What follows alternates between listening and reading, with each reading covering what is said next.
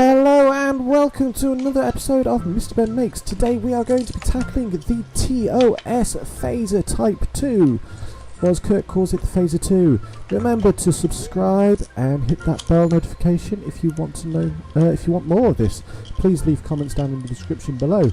Let's get cracking, shall we? So we have here the main body of the Phaser 2. The Phaser 2 was the power-up version of the Phaser 1, which we did in the previous episode. And those two models are actually going to make a show in this episode, and one of them is going to get slightly updated. So we're going to actually be mixing the paints today. It's the first time I'd ever done this. I've gone for the Phaser 2 with more of a blue hue to it. I do start off with a grey, and I'm like, that's not my thing. So yeah, I've gone for a bit of a blue colour. So yes, I am painting it grey here, and I decide, you know what, nah. And I pull out a blue. And again, this was a bit too bright, so I actually dulled it down with some grey later on. So hopefully that works. So there's the blue there, and I'm just putting it over the top, and I'm thinking, that's still too blue. I want like a grey blue, not a pure blue like this was. Nope, yeah, definitely not. So, time to get out the ceramic plate that I normally put my paint, my brushes on after I've cleaned them, as you can see there. So, first off, a little bit of blue, just put that on. A bit more blue, and it's, like I said, it's a very dark blue as it is anyway. And I'm just getting the grey out, and I'm thinking, how am I going to do this? Let's get another paintbrush. And I realise that's not going to work. And it's still quite blue. It's a bit more of the blue. No, that's not going to work. You know what, I think to myself, I'm just going to pour it out. By dropping it on, that doesn't quite work. Not going to plan. I'm trying everything, trying to remember my old art classes on how to mix paints without bugging it up. And again, paint a bit on just as a test. I'm thinking, still not happy with this.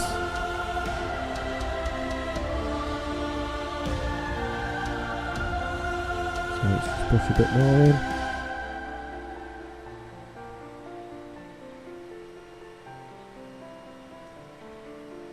So what do you think of the blue Phaser Type 2? I know there were a bit more, there were some versions out there were a bit grey, but I went with the bluey.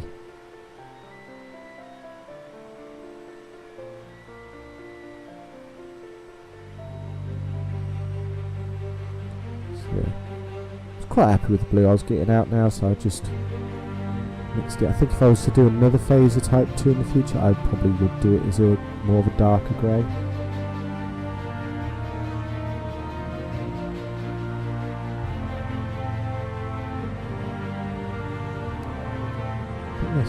So yep, just pour out the blue, there we go, there's me just pouring it out. I was like, sod it.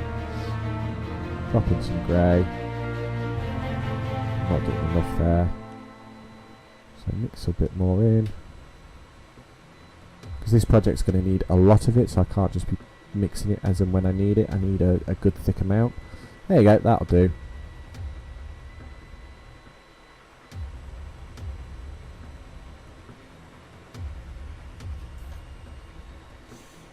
A little bit more grey, because that is, like I said, that's a very strong blue, so I needed as much grey as I could get.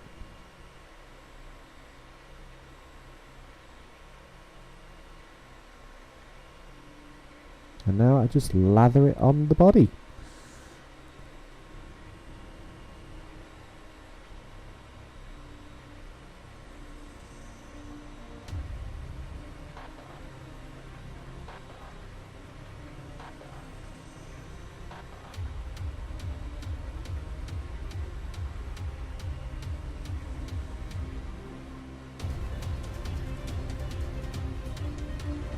Yeah, just take a bit of fluff off there that got stuck, because huskies. Trying not to get it all over me, but of course failing miserably. Because It wouldn't be a MrBenn if I didn't get paint all over me somehow.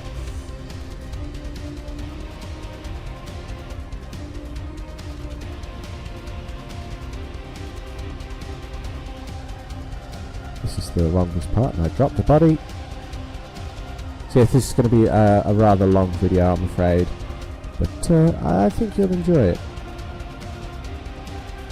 So now onto the second body, where I painted it in just the blue earlier.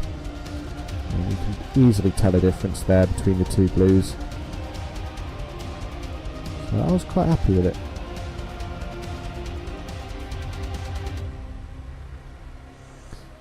There is a bit missing off the final product. I need to reprint that at some phase. I'm not going to bother adding that to a video because it's just a small little bit sticking out the side.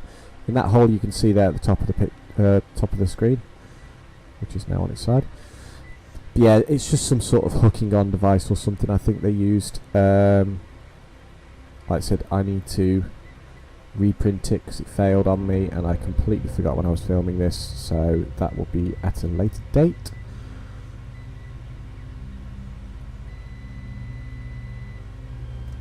So yeah, that little cutout you see at the top is where the Phaser 1 would connect.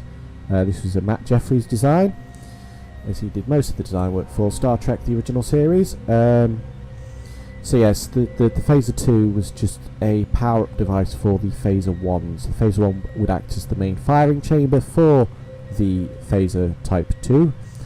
Phaser 1s being primarily the diplomatic approach to Starfleet weaponry. It would be at the back of the hip or on a pocket or something.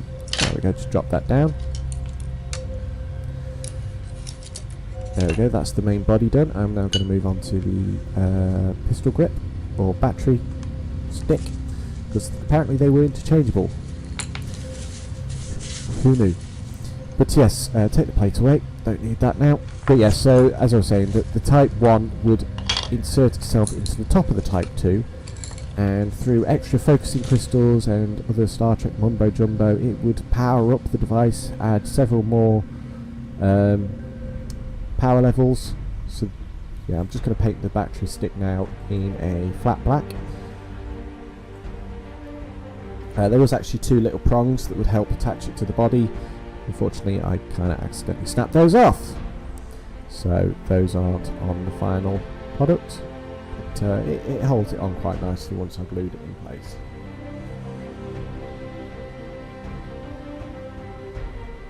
And yes, my finger is actually inside the model holding it in place because there is a hole. It is a hollow piece for some reason.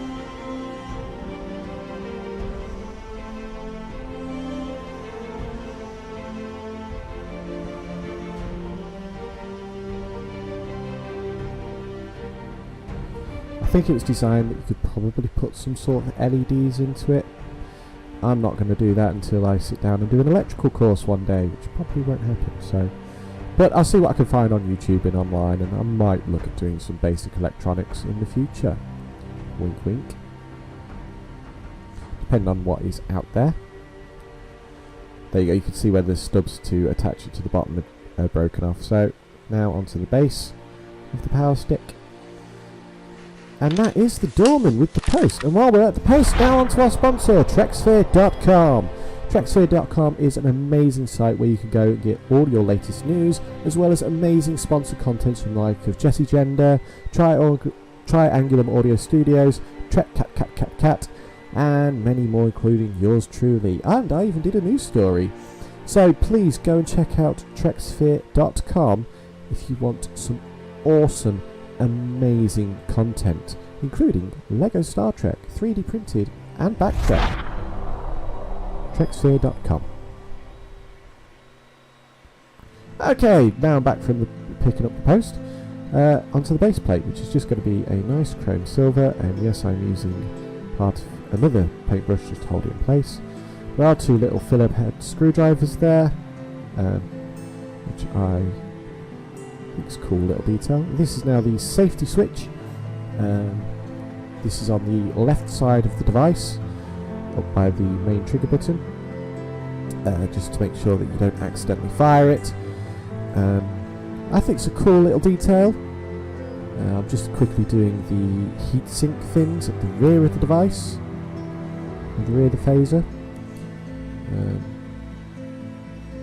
Yeah, I didn't realise they had a safety switch, seeing as there is no protection around the main trigger. So safety switch is a cool little feature. If you can hear whirring away in the background, I'm just doing a customer print. So I do apologise for that, but I'm on a tight schedule. Now for the main power setting knob that would sit on top rear of the phaser and the main trigger. This was literally just a button that stuck out the front. If you'd like me to do the predecessors to this, would you want just let me know in the comments below, like the Discovery Phaser or even the laser pistol from the Cage. Now I'm doing the main focusing. I would say this is the main focusing of the phaser emitter. Again, that's just going in a nice chrome silver, and of course using another paintbrush just to hold it in place. I was never a fan of the TOS aesthetic. I did like the phases, but the uniforms were interesting, that's for sure. But it definitely set the groundwork for what would become Star Trek as we know and love it today. So, got to give it some love on its 55th anniversary. That's why I picked to do it this year. As I said, it's the 55th anniversary. So expect a lot of TOS stuff this year, like communicators and tricorders. Alright, now on to the gluing phase.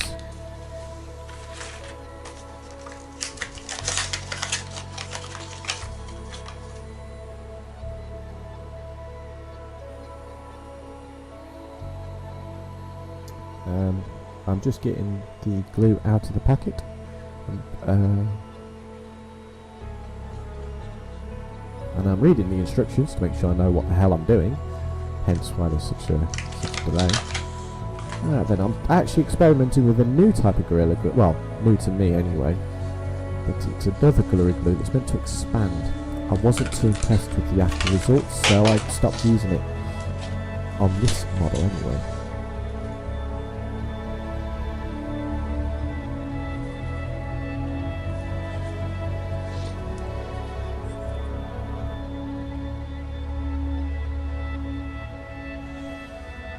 So yes, just speed things up a little bit now, so I'm going to put in the main trigger.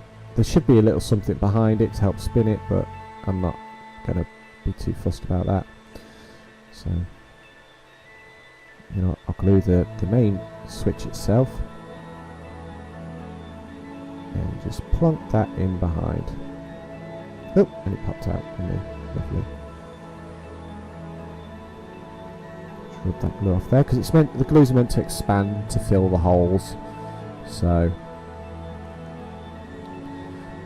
like I said, it wasn't too impressive in my mind. I much prefer the clear Gorilla Glue that I normally use, which will be making a comeback.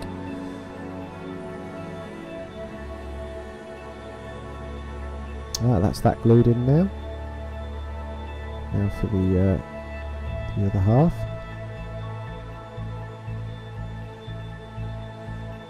So again, I'm just going to glue around the top.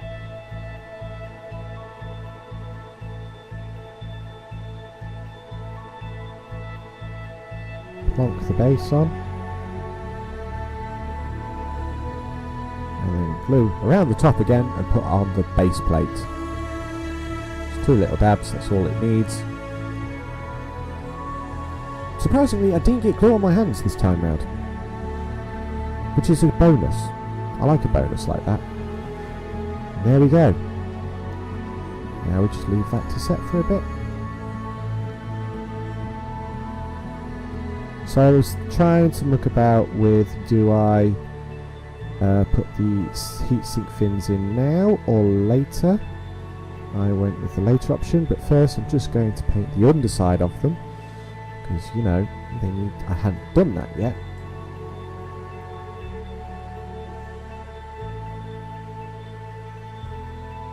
So yeah, that's just me painting them off screen again. There we go, reminded myself.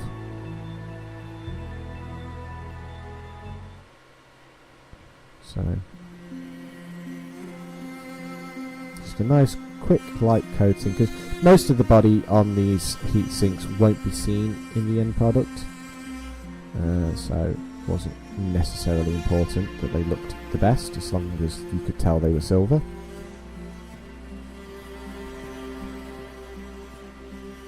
And I've also got a little window patch there that will fill in a gap on the front of the phaser, where the phaser 1 emitter would show through.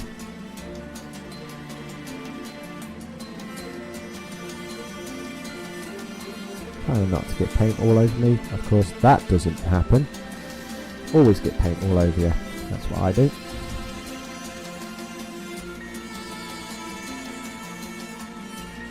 Now on to just cleaning the brushes off. Always clean your brushes. Okay, just move those out of the way. And now onto the second version of the Phaser Type 1. As you remember in my previous video, there was actually bits missing, such as the indication dial and a small little button. And I've purchased those off the internet. Cost me actually quite a bit, so oops.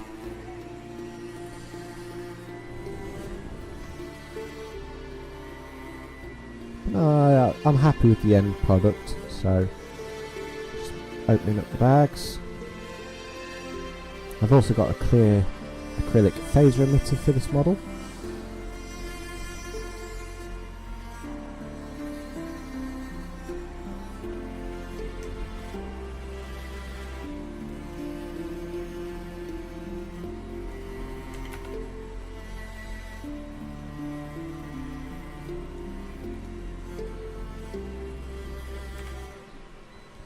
So yeah, just getting all the parts out now and cleaning off the that's it.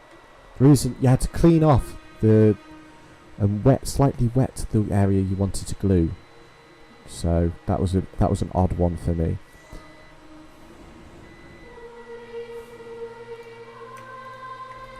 So just gluing that in place now and putting a small little dab of it to put a little watch device sort of thing.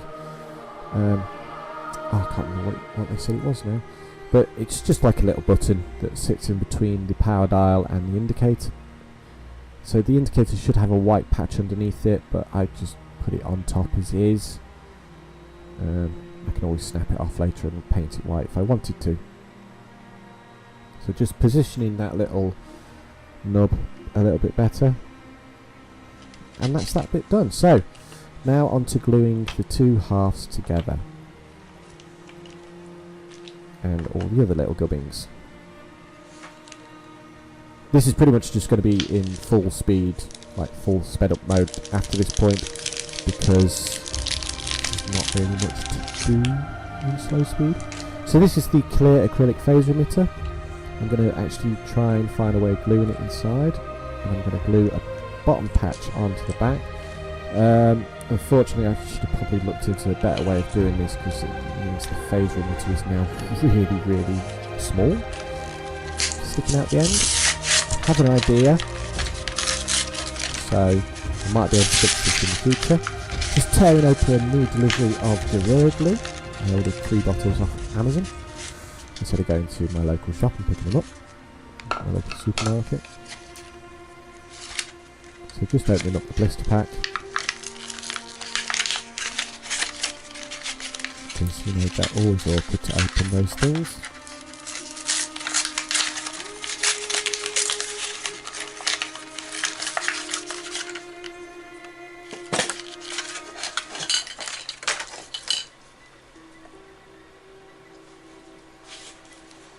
There we go. Just give that a good shake, and I'm just going to glue the bottom of the patch. This is the old grill that had failed to print previously that I mentioned in the TOS Type 1 video. Just glue that in place, and then I'm going to get the bottom of the phaser emitter. There's a little disc section that holds it all in place, and just slot that on over top and buggered it. pretty much. I knocked the phaser emitter off centre and it just looked a bit odd after that, unfortunately, so I might have to just snap it out and do something to correct that in post. So just gluing on the main trigger there into the little hole that it sits in, and then I'm just going to glue in the bit that holds the phaser heatsink fins at the back.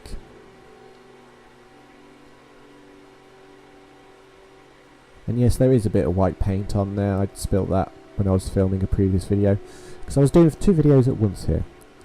So just a little bit of glue at the back, and that just slots in like that. I think I might have actually put this upside down, I'm not 100% sure. Oh well. Alright then. Now on to just reposition my camera, because you know I can't edit apparently. Now that's all dried in, I've cut the backing plate down a little bit just so it's not so big for that phaser emitter. And I'm going to glue that in, and then I'm going to glue the rest of the phaser together. So just put a nice line of glue all over the outer rim of the body, and I'm going to use some clamps just to hold it all in place. There's the little dial. I tried not to glue that in because I wanted that to be turnable. Didn't work, some of the glue got on it and it's a little bit stiff because parts don't quite match up. But oh well. It's 3D printing for you. I'm still learning. So I get my clamps just to clamp it all in place now.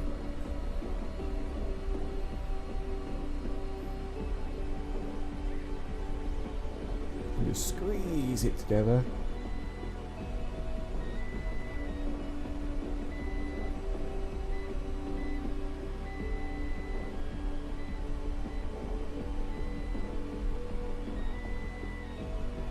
So I get my nice big clamp there just to finish off the squeeze, make sure every single piece is touching and it looks good, because I don't want to be putting milli-putty on this. Alright, that's that bit done. Oh no, look at that! The brown Gorilla Glue hasn't worked, so I'm just going to use the normal gel just to top it off. So this is what I was talking about earlier, where it just didn't quite work. And get that into position, and now leave that to set. And in the meantime, I'm going to... So there should be a little clamp at the back there to fit it all in, but like a little spring, 3D printed spring. Wasn't too impressed with it, so I decided to go with magnets. But first, just putting in that little silver panel I painted earlier that I told you about, and I'm trialing out a new camera position. If you can tell, what do you think? Do you think this is better, or do you think the top-down approach is better? Please let me know.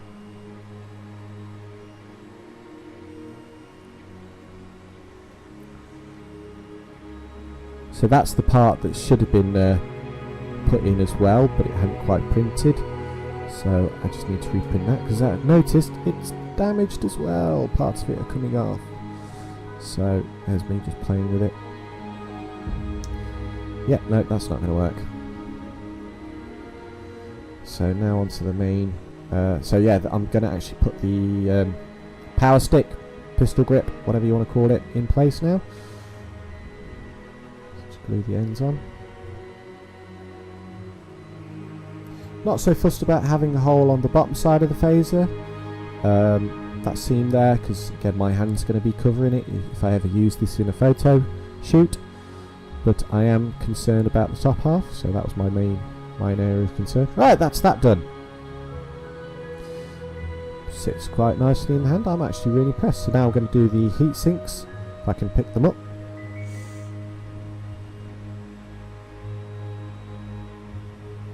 So just putting some glue around where the heat sinks would go. Slot the first one in, quite good with that, happy with that. Slot the second one in, quite happy with that. Slot the third one in, and you'll soon notice that I had a problem. I couldn't get the fourth one in. Oh no! Because the other three had pushed down the bottom section, and I couldn't get them out either. They were stuck in there now. Which is not good. Not good at all.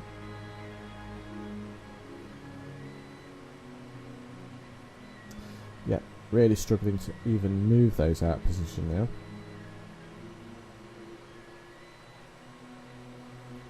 Oh dear, I tried everything and I just couldn't get that last one into place.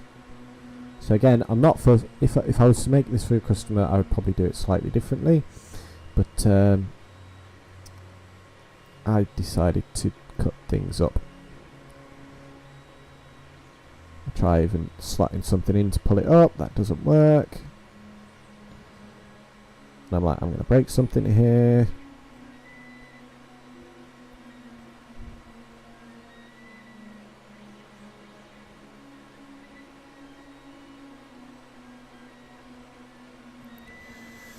So yeah, I eventually just get the clippers out and I'm like, you know what, I'm just going to cut it. Which I end up doing. Quite poorly as well, and I actually end up snapping things. So that one hasn't come out very well. Oops. But it's in place now on the model in real life once the recording's done. That's still not enough. So I'm going to have to cut more. And you can actually see part of it cracks right up to near the edge. So I wouldn't be surprised if this one fell out on me in the future. But I'm sure I can figure out a workaround. I normally do. Ingenuity of being a cosplayer. So yes, that fourth fin is in. It doesn't look as good, but it's there. There's no holes or anything. I'll accept it. I'll just say it's a bigger heatsink fin. So yeah, just sorting out the last few bits, and that's that done. Like I said, I've just got to print that extra little bit now.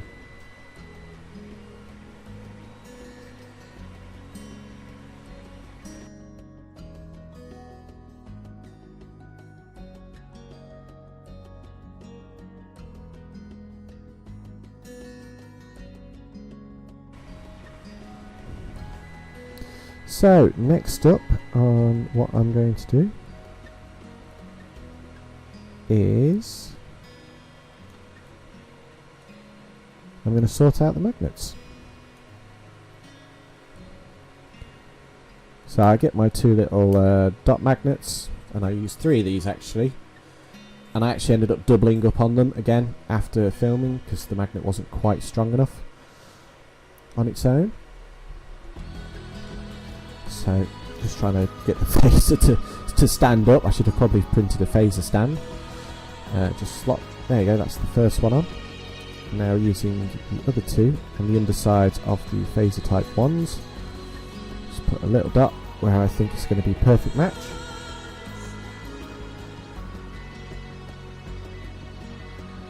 And I put the magnet in place.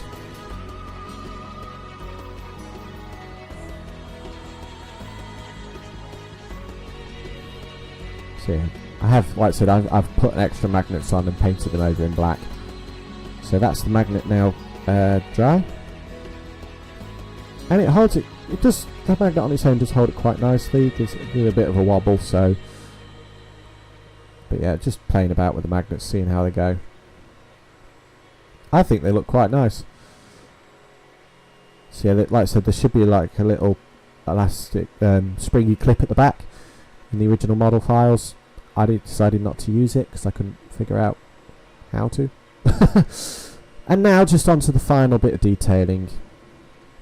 Just again with the chrome silver and a very fine brush.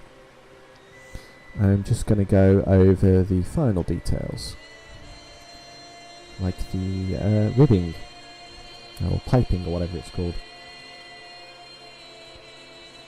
Just a bit more over the back of the fins where I'd missed it when I was painting it originally. Just to make sure that it's all nice and clear.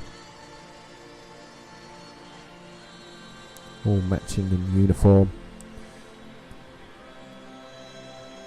And then I decided, you know what, I'm just going to do this bit around where the Phaser 1 sits. Just on the edge, just to make it look a bit fancier.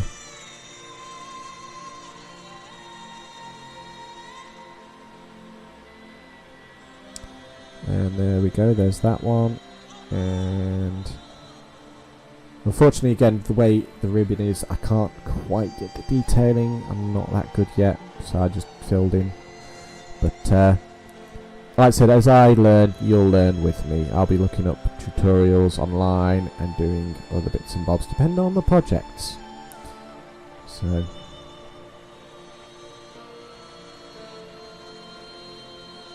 right up to the edge of the phaser emitter.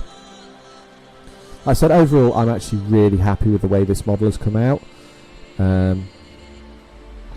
so I cannot complain.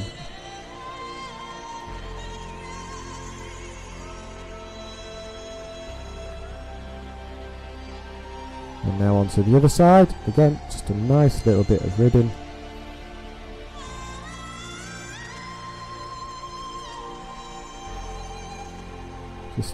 Just to give it a bit of a life, bit of a pop.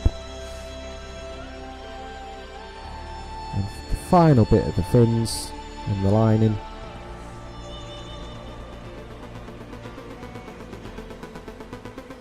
Like I said, do you think this is a better camera angle, or do you prefer it top down?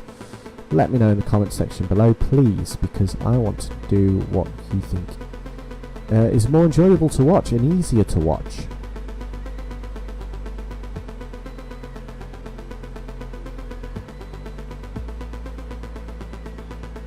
And there we go. That's the just doing a little bit more around the edge of the safety device, safety switch.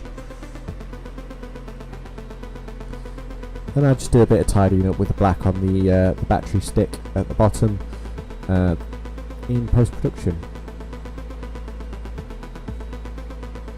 Just making it all nice and tidy. Put in the phaser type 1, and there we go, people. That is our phasers for the TOS done. Thank you and good night.